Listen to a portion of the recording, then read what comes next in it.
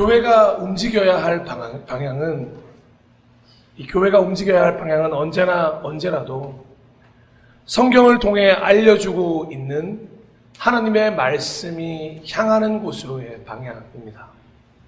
사랑이 없는 곳으로 가서 사랑을 전하고, 복음이 없는 곳에 가서 예수를 전하고, 희망이 없는 곳에는 희망의 불꽃을 피워내고, 사실 이런저런 방향에 대해서 많이 말할 수 있지만 예수님이 가신 길, 그 길을 고스란히 쫓아가는 것이 가장 정답이라고도 말할 수 있을 것 같습니다.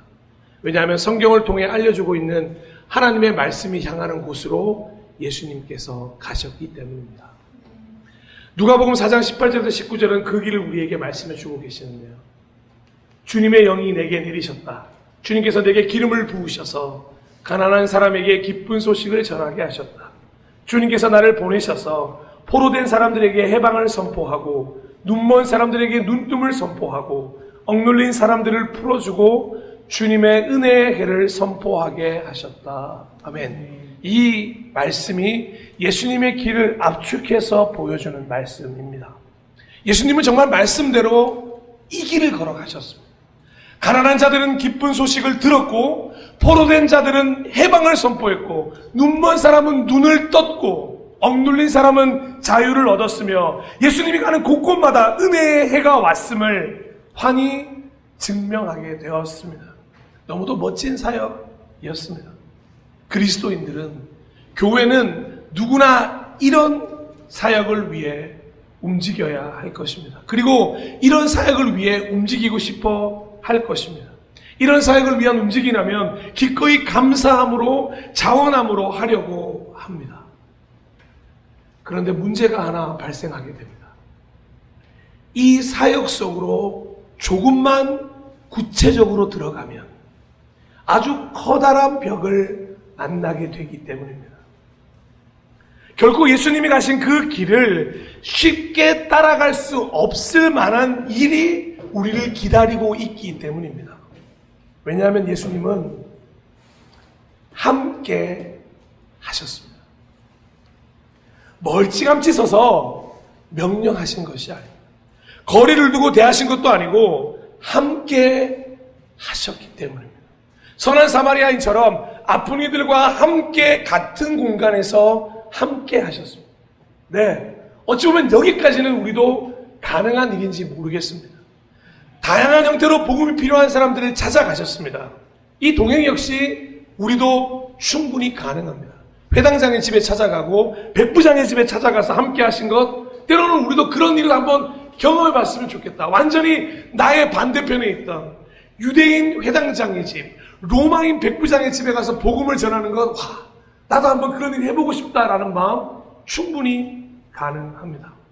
그런데 이제 점점 우리의 발걸음이 쉽게 떨어지지 않는 자리로 예수님이 가신다는 게 문제입니다. 우리가 가고 싶은 데까지만 가면 좋겠는데 예수님은 거기서 멈추지 않고 더 가신다는 것입니다. 갑자기 길을 갔다가 세간에 앉아있는 세리 앞으로 가시는 예수님입니다. 그리고는 그 세관에 앉아있던 세리 앞에 딱 예수님께서 서셨습니다. 주변에 많은 사람들은 와, 예수님이 저 세관한테, 저 로마에 빌붙어 있는 나쁜 놈한테 한마디라도 해주실까 보다 기대하는 마음이 들었습니다. 그런데 갑자기 너무도 뜬금없는 전혀 엉뚱한 말 하나가 등장하게 됩니다. 뭐라고 했는지 아십니까? 나를 따라오너라. 예수님은 그 세리를, 그 레위라고도 하는 마태를 자신의 제자로 부르셨습니다. 사람들이 볼 때는 말도 안 되는 일이 벌어진 것입니다. 같이 있던 제자들을 이해할 수 있었겠습니까? 여러분들께서는 친일파와 함께 하실 수 있으시겠습니까? 당시에 독립군이라고 생각하시는 여러분이 친일파가 있다면 그 사람을 제자로 부르셔서 함께 한다고 생각한다면, 여러분, 그 시대상으로는 정말로 어려웠던 게 그 세간과 함께 사는 것도 싫고 대화하는 것도 싫고 같이 밥 먹는 것도 싫은데 그와 함께 제자가 되어 동고동락할 제자가 되었다는 거, 상종하고 싶지도 않은 사람과 그렇게 되었다는 거 제자들은 이해할 수가 없었습니다. 그런데 놀라기는 아직 이르십니다. 왜냐하면 잠시 후 좀 더 놀랄 만한 자리가 만들어지기 때문입니다. 곧이어 말씀을 보니 예수께서는 집에서 음식을 드시고 계신다는 기록이 등장합니다. 그런데 세번역에서는 굳이 기록하고 있지 않습니다만 지금 그 집이 어디냐 하면 바로 마태의 집이었습니다. 개역개정으로 마태복음 9장 10절을 보면 이런 말씀이 나옵니다. 예수께서 마태의 집에서, 세번역은 그대로 이어지는 말씀이니까 당연히 그 집이 마태라는 설명을 위해서 생략을 하는 것이고요. 예수께서 마태의 집에서 앉아 음식을 잡수실 때에, 여기까지는 괜찮습니다. 많은 세리와 죄인들이 와서 예수와 그의 제자들과 함께 앉았더니, 아멘. 잠깐 이 구절을 좀 해석해 볼 필요가 있을 것 같습니다. 예수께서 마태의 집에서 앉아서 음식을 잡수실 때 분명히 제자들도 함께 하고 있었다는 거죠. 그런데 갑자기 많은 세리와 죄인들이 와서 함께 밥을 먹기 시작하자 예수님의 제자들은 놀라서, 아니 같이 하고 싶지 않아서 그 자리에서 잠시 벗어나 있던 것으로 보입니다. 그래서 그 순간 찰나 누가 찾아오냐면 바리새파 사람들이 찾아와서 그 제자들에게 질문하게 됩니다. 아마 예수님이 그 제자들이 예수님과 함께 그 세리와 죄인들과 함께 있었다면 바리새파 사람들이 이런 말을 쉽게 할 수 없었을 것입니다. 그런데 제자들이 지금 그 무리를 벗어나 잠시 뒤쪽에 있었다는 걸 우리가 충분히 유추해 볼 수 있다는 거죠. 제자들은 마태까지는 100번 양보해서, 그래 예수님도 인정하셨으니 저 마태까지는 받아들여보자 했지만 다른 세리들과 죄인들과 함께 밥을 먹는 건 도저히 이해할 수가 없었기 때문에 그 식사하는 자리에서 뒤로 물러날 수밖에 없었던 것입니다. 그래서 바리새파 사람들이 찾아와서 이렇게 질문하죠. 바리새파 사람들이 이것을 보고 예수의 제자들에게 말하였다. 어찌하여 당신네 선생은 세리와 죄인들과 어울려서 음식을 드시오? 여러분, 이 말을 세리와 죄인들이 듣고 있는데 있겠습니까? 제자들이 지금 뒤로 물러나 있는 상황에 바리새파 사람들이 찾아와서, 야, 너희 선생님 왜 그러냐? 너희 선생님 왜? 야, 세리와 죄인들하고 밥을 먹어? 그 말은 무슨 말이냐면 예수도 역시나 세리와 죄인과 똑같은 죄인이라는 말을 하는 겁니다. 근데 바리새파 사람들이 하는 질문, 이 질문은 제자들도 예수님한테 똑같이 하고 싶었던 질문이었습니다. 도대체 왜요, 예수님? 제자들도 묻고 싶었지 않겠습니까? 왜 예수님 저들과 함께 식사를 하는 것입니까? 도대체 왜 저런 이들과 당신은 함께 하시는 것입니까? 라고 제자들도 질문하고 싶었던 거죠. 예수님 시대의 죄인은 단순히 사악한 사람만을 일컫는 단어가 아니었습니다. 그들은 종교적으로 타락한 사람뿐만 아니라 사회에서 추방된 사람, 천대받는 직업을 가진 사람, 이방인, 사마리아인, 특정 분파에서 해석하는 대로 율법을 지키지 못하는 많은 사람 전체를 아우르는 말이었다고 합니다. 그러니까 바리새파 사람들이 만들어낸 이 죄인의 틀에는 자신들 외에는 대부분이 다 들어가 있다고 생각하시면 됩니다. 쉽게 말해 사회에서 소외당한 이들, 즉 바리새파가 주류였던 사람들 속에서 비주류였던 사람들, 손가락질 받는 이들, 그들과 지금 예수님이 함께하고 있다는 겁니다. 정말로 죄인이라고 써서 죄를 지은 사람들만을 말하는 게 아니라는 뜻입니다. 그러니 예수님의 제자들도 바리새파 편에 들어서 저런 사람들과 밥을 먹는 게 꺼려졌던 게 사실이었죠. 그러니 제자들도 이 상황이 이해가 가지 않고 바리새파 사람들은 비난을 하고 있는 것입니다. 제자들이 이 바리새파 사람들의 질문을 듣고 뭐라고 답할 수 있겠습니까? 자신도 궁금했던 말인데요. 그러자 예수님께서 그 말을, 우리 예수님 소머지. 여러분 소머지 누군지 모르시죠? 이거는 옛날 어른들 말인데, 소머지, 저 멀리서도 들려오는 말을 들을 수 있는 600만 분의 친구 사나이 소머지라고 있는데요. 아시는 분은 위키에 찾아서 검색해 보시면 됩니다. 하여튼 그 말씀을 들으세요. 그리고는 예수님께서 바리새파 사람들 뿐만 아니라 제자들에게도 이 말씀을 해주십니다. 이어지는 22절에서 13절입니다. 예수께서 그 말을 들으시고서 말씀하셨다. 건강한 사람에게는 의사가 필요하지 않으나 병든 사람에게는 필요하다. 너희는 가서 내가 바라는 것은 자비요 희생제물이 아니다 하신 말씀이 무슨 뜻인지 배워라. 나는 의인을 부르러 온 것이 아니라 죄인을 부르러 왔다. 아멘. 분명히 말해주고 있는 거죠. 이걸 누구 앞에서요? 바리새파 사람들은 그 세리와 죄인들 앞에서 물어본 게 아니라 제자들한테 물어봤지만 예수님은 이 대답을 세리와 죄인들이 듣고 있는 앞에서 대답하신다는 게 중요합니다. 예수님은 지금 왜 세리와 죄인들과 밥을 먹고 있는지 분명히 알려주셨다는 거예요. 세리와 죄인들이 자기들도 궁금했거든요. 아니, 이 예수라는 메시아가 왜 우리랑 밥을 먹어요? 그 마태라고 하는 세리가 물어보지, 참 보통, 야, 이거 뭐지? 예수님이 우리 집에 밥을 먹으러 오신대. 그 너희들 다 부르셨어. 와서 밥 먹자. 왜? 그분이 왜? 근데 그 사람들 앞에서 뭐라고 말했다고요? 나는 너희들의 친구야 라고 말하고 있어요. 예수님은 스스로를 병든 사람과 죄인의 친구라고 말씀하고 계시는 겁니다. 사회적으로 소외받고 있었고 손가락질 받고 있었고 그런 사람들의 친구로 내가 이 땅에 왔노라. 그러니 내가 마땅히 너희와 함께 하고 있다는 얘기를 대답인 듯 이 사람들에게도 선포하고 계셨다는 거죠. 그들 역시 구원받아야 할 한 사람들이었고 존귀한 사람들이었고 온 천하보다도 귀한 사람이라는 걸, 야, 제자들 너희만 귀한 게 아니야. 바리새파 사람들은 너희만 귀한 게 아니야. 이 사람들도 너희만큼이나 귀한 사람이야 라는 걸 보여주는 거죠. 그런데 문제는 이 말을 듣고 있었던 제자들, 이 바리새파 사람들, 그 말을 듣고도 다시 그 식사 자리로 갈 수 없었다는 게 문제예요. 여러분, 우리는 제법 낮은 곳으로 갔다고 생각을 합니다. 겸손과 섬김이 교회 생활을 오래 하다 보면 몸에 제법 배었다고 생각을 합니다. 사실 죄송합니다만 어느 누구라도 할 수 있는 거기까지만 온 것일 수 있습니다.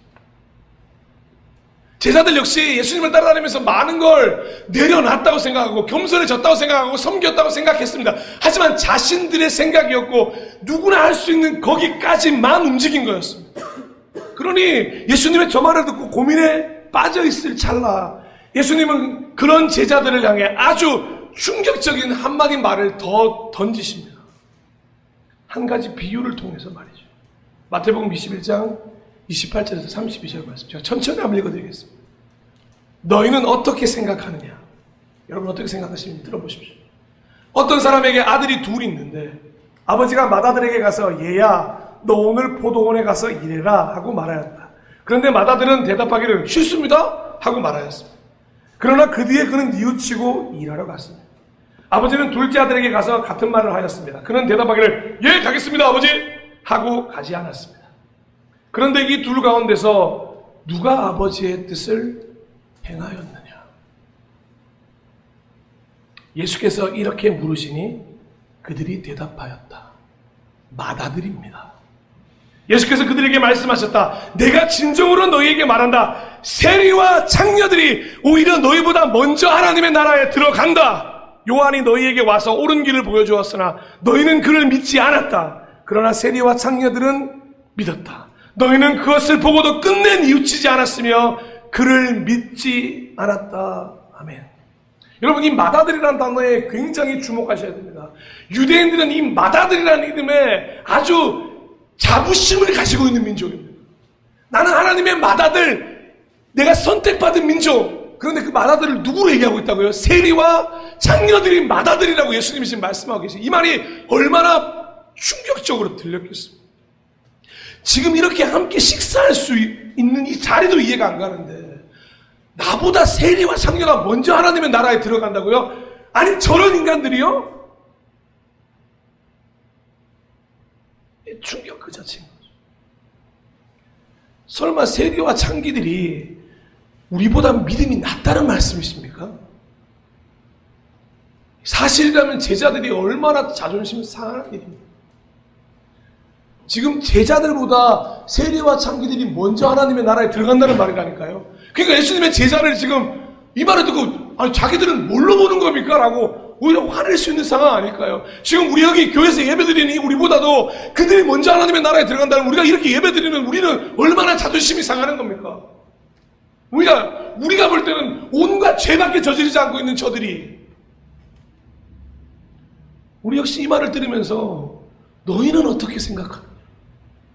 여러분 어떻게 생각하십니까?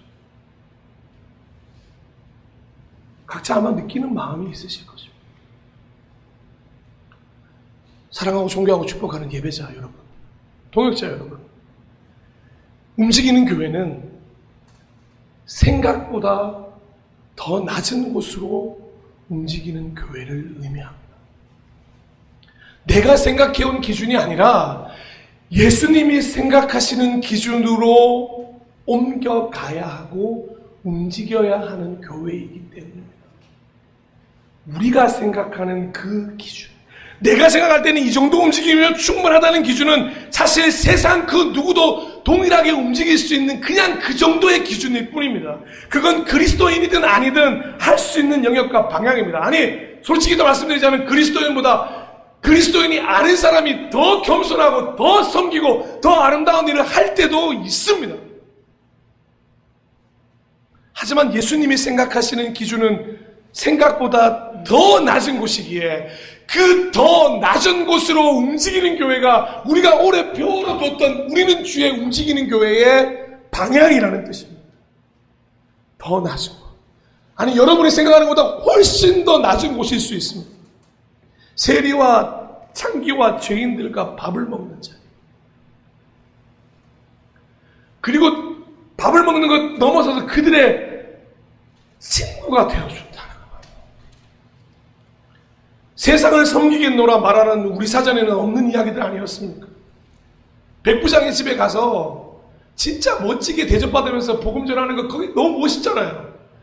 회당장의 집에 가서 그리스도가 살아계신 걸 증명하는 건 너무나도 멋있는 일이잖아요. 많은 사람들 앞에서 복음을 전하고 찬양하고 예배드리는 거 너무 멋있는 일이잖아요. 근데 사람들은 아무도 취급하지 않는 그 세리와 창녀들에 가서 이 사람이 나의 친구입니다 말하는 거 우리의 사전에 있지가 않은 이야기였다는 거죠. 무엇인가 깨끗하고 거룩하고 그래도 섬기고 나면 칭찬 들을 만한 사람과 무리가 아니라 세리와 창기와 밥을 먹고 그들을 섬기고 그들을 위해 움직여야 한다는 건 절대 쉬운 일이 아니라는 겁니다. 소외받을 수 있는 이들과 함께 한다는 건 나도 소외받을 수 있다는 것입니다. 나 역시 비주류가 된다는 이야기입니다. 기왕이면 내가 하는 움직임, 솔직히 우리가 하는 움직임 이 동네에서 다 알아줬으면 좋겠습니다. 저는 전국에서 우리 교회가 하는 일 다 알아줬으면 좋겠습니다. 제가 서남빈 요양병원 들어가고 나서요, 얼마나 교만한 마음이 있었냐면, 야, 내가 여기 서남빈 요양병원 다니는 거 경기도 사람 다 알았으면 좋겠어. 그래서 와, 쟤는 진짜 열심히 사역하는구나. 야, 주일 아침마다 아침에 가서 그 노인분들하고 함께 하는구나. 야, 진짜 그런 말 너무 듣고 싶었습니다. 근데 생각보다 더 낮은 곳이 아니더라고요. 제가 생각했던 거기였습니다. 예수님은 어린이와 같이 자기를 낮추는 사람이 하늘나라에서 가장 큰 사람이라고 말씀하셨습니다. 어린아이와 같이 자기를 낮춘다는 표현은 어린이의 순수함에 대한 표현이 아닙니다. 당시 어린이의 입지는 현재의 어린이들의 입지와는 확연히 달랐습니다. 정확히 말하자면 어린이들의 인권이라는 말은 없던 시절이 그 당시였어요. 숫자에도 포함되지 않았고 어린이의 말은 신빙성이 없다고 판단해서 무슨 말을 하더라도 어떠한 신빙성을 가지지 못하던 시절이었어요. 그런데 그런 어린이처럼 자기를 낮추라고 말씀하시는 것입니다. 그러니까 존재감 없는 존재가 되라고 예수님을 말을 하시고 계신다는 것이에요. 더 낮아질 것 없는 어른이처럼 생각보다 훨씬 더 낮은 곳으로 나를 움직여라고 말씀하신 게 어린아이처럼 자기를 낮추라고 하는 말씀이라는 겁니다. 그런데 그래야 하늘나라에서 가장 큰 사람이라고 말씀하시는 거죠. 여러분, 우리는 하늘나라에서 가장 큰 사람이 되고 싶어 합니다. 하지만 어린아이처럼 자기를 낮추는 건 싫어합니다. 그러다 보니까 신앙에 계속 딜레마가 생기는 겁니다. 움직이는 교회가 되고 싶지만 정체되는 교회가 되는 이유가 뭐냐? 살아있는 교회지만 왜 죽어있는 교회가 되냐? 언제나 이 딜레마를 해결하지 못한 채 그대로 정체되어 있기 때문입니다. 그런데 또 하나, 어린아이처럼 낮아지라는 것까지 그래, 좋다, 예수님 내가 한번 낮아져 보겠습니다 하는 마음으로 낮아지는데 여기서 끝나는 게 아니라 더 충격적인 말 한마디를 보태시는 거죠. 또 누구든지 내 이름으로 이런 어린이 하나를 영접하면 나를 영접하는 것이다. 지금 세리와 창기와 이런 사람들을 받아들이는 것도 어려운 순간에 어린이를 받아들여야, 영접한다는 말은 무슨 말씀입니까? 저 사람을 나의 왕이나 주인이나 어떤 위대한 손님으로 받아들이는 걸 얘기하는 겁니다. 그렇게 받아들여야 예수님을 받아들이는 거라고 말씀하시니 이거는 점점 겹겹이, 그래서 많은 이들이 예수님을 떠나가는 겁니다. 도무지 이해할 수가 없기 때문입니다. 아, 예수님 내가 대체 얼마나 더 낮아져야 되는데요. 아니, 어린이를 사람으로 대접하지 않는 시대에 뭘 어린이를 영접해야 돼요. 그런 어린이를 영접해야 한다는 그 거룩한 말까지 써가시면서 왜 우리를 더 낮은 곳으로 계속 가라고 말씀하시는 거예요? 난 이해할 수가 없습니다. 높은 곳으로 가면 안 돼요? 화려한 곳으로 가면 안 됩니까? 누군가 한 명쯤, 어떤 그리스도인들은 화려한 곳에 가야 되지 않겠습니까?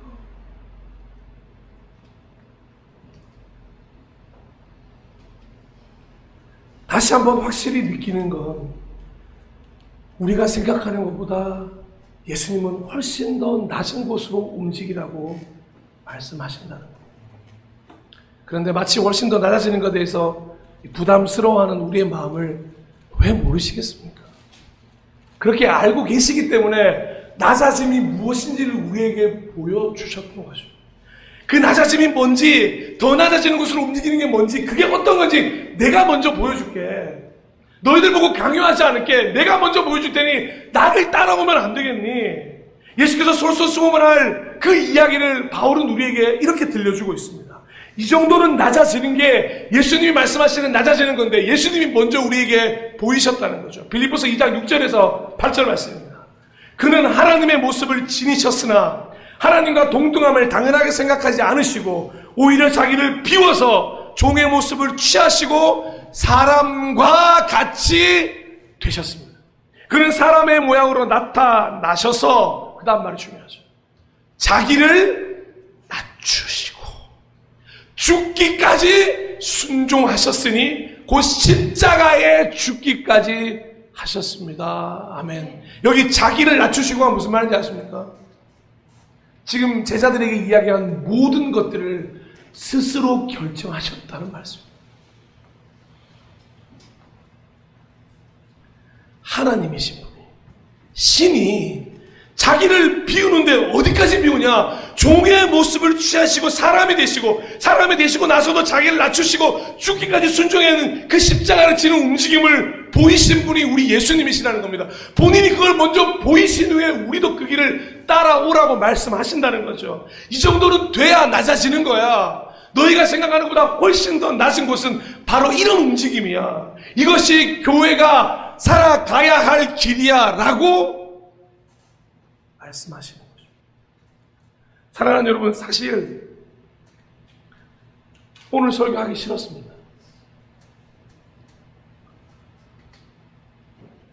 여러분, 제가 말씀을 준비하다가 설교를 하기 싫은 때가 있어요. 여러분 어떻게 생각하실지 모르겠지만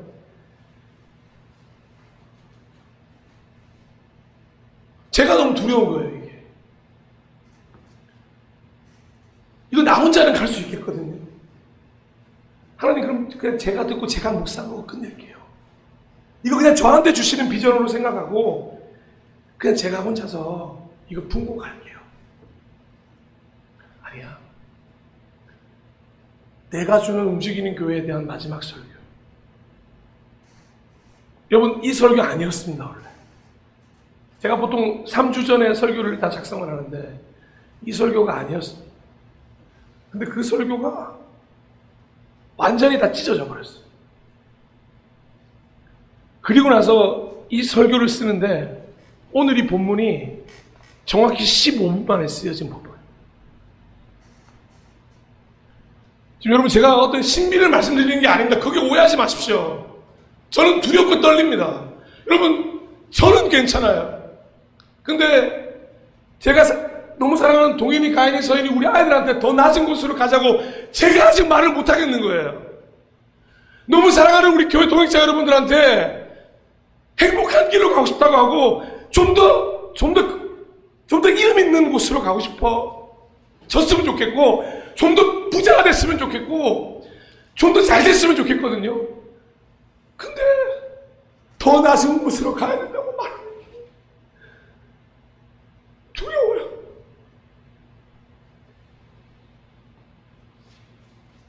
너무 두렵습니다. 그래서 안 하고 싶었어요. 전 두렵고 떨립니다. 오늘 말씀을 들었는데도 움직이지 않으면 우리는 이 표를 떼야 될지도 몰라요. 그래서 저는 말하는 게 두렵습니다. 오늘 이렇게 설교를 하고 나서도 우리가 생각하는 낮아지는 곳만으로 거기에서 멈추어 있다면 우리는 움직이는 교회가 아닌 겁니다.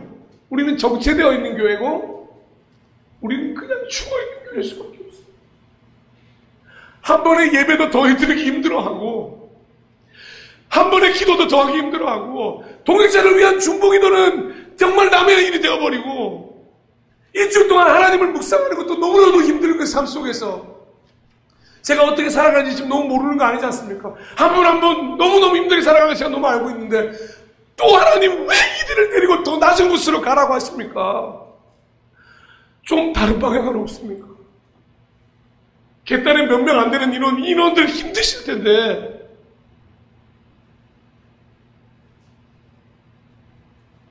그럼 어떻습니까?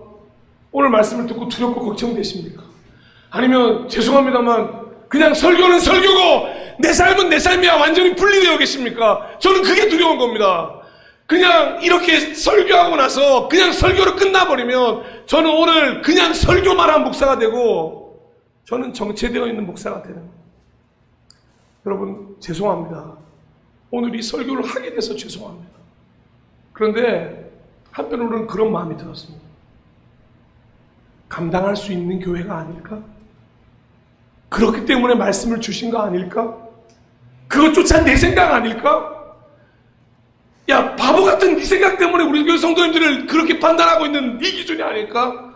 그래서 용기 있게 오늘 말씀을 준비했습니다. 근데 사실 강단의 설교까지 무섭고 두려웠습니다. 전 여러분이 행복했으면 좋겠어요. 아니, 솔직히 아무런 고통, 고생 안 했으면 좋겠습니다. 저는 기도해요. 농담으로 얘기했지만 금요일날 이민남 씨 오시면 저는 이민남 씨이 안 힘든 손님으로 잔뜩 와서 하루 종일 손님이 있어 이렇게 좋겠다고 해요.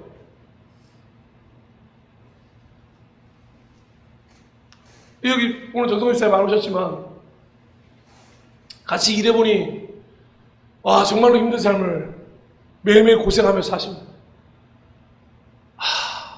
근데 하나님 더 낮은 곳으로 어떻게 끌고 가자고 합니까? 매일매일 아침에 출근하죠.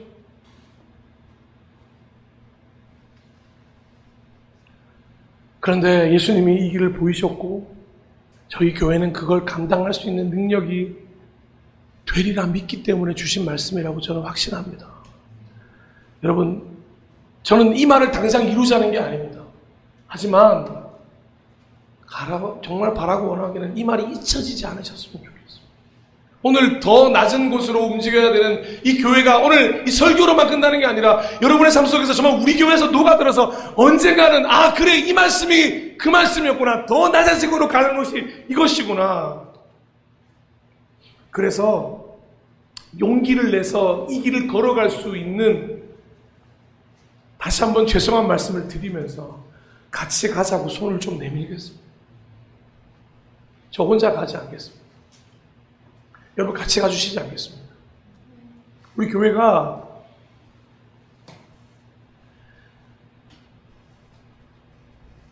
생각하고 가면 하셔야 돼요.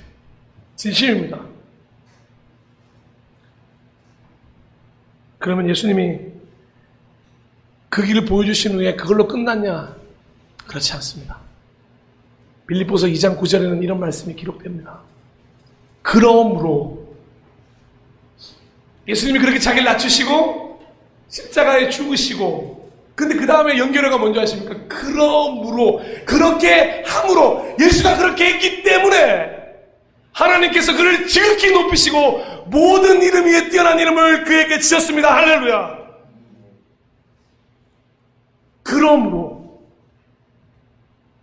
그래서 용기를 내서 말씀드립니다. 우리 더 낮은 곳으로 갑시다. 그러므로 하나님이 우리를 지극히 높이시고 하나님의 이름으로 우리를 높여주시고 모든 이름에 뛰어난 이름을 주시는 그 예수 그리스도의 길을 가는 교회, 우리 교회였으면 좋겠습니다. 그래야 마태복음 23장 12절에 결론적으로 내려지는 이 말씀이 우리에게 주어지는 놀라운 말씀이 될 것입니다. 자기를 높이는 사람은 낮아지고 자기를 낮추는 사람은 높아질 것이다. 아멘. 말씀을 정리하겠습니다. 움직이는 교회가 되기를 소망합니다. 생각보다 더 낮은 곳으로 움직이는 교회가 되었으면 좋겠습니다. 일반적으로 생각하는 거기까지가 아니라 이쯤이면 충분하다고 생각했던 거기까지보다 더 힘들다고 생각하는 것보다 더 낮은 곳으로 움직이는 교회가 되기를 소망합니다. 이 땅의 모든 소외받는 이들의 친구가 되어주는 곳까지, 어린아이와 같이 자기 자신을 낮추기까지, 어린아이를 영접하는 것과 같이 신이 인간이 되어 십자가에 죽은 것 같이 이 정도 움직임을 가진 움직이는 교회로 하나님 우리를 2025년 사용하여 주시옵소서. 우리가 그 길을 걸어가겠습니다. 두렵고 떨리지만 하나님 그 길을 완성하게 하여 주시옵소서. 같이 그런 마음으로 기도하고 사모하고 함께 걸어감으로 이 말씀을 완성하는 우리 교회가 되었으면 좋겠습니다. 그런 마음으로 이 시간에 함께 찬양했으면 좋겠는데요. 우리 찬양팀과 함께 낮은 곳으로 이 찬양을 올려드렸습니다.